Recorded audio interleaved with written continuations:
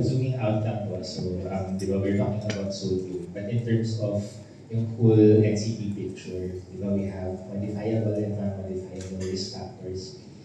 So doon papasok yung sodium sa modifiable kasi yung diet yung pinag-uusapan.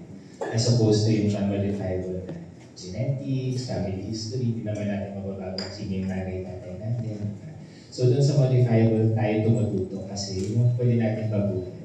Diet, sodium, sugar, sabi nga po ng doktor, hindi lang naman sodium, but it's a major factor for hypertension kasi, major contributor for hypertension. Kasi di ba where salt is, water follows, gaya yung natutunan natin sa physics ba yan, bio.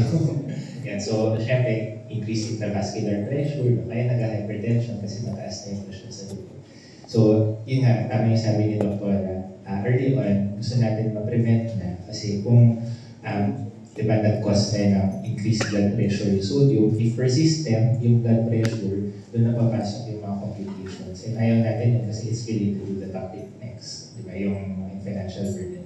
Kaya gusto natin prevention talaga kasi mas magastos pag hindi na natutunan.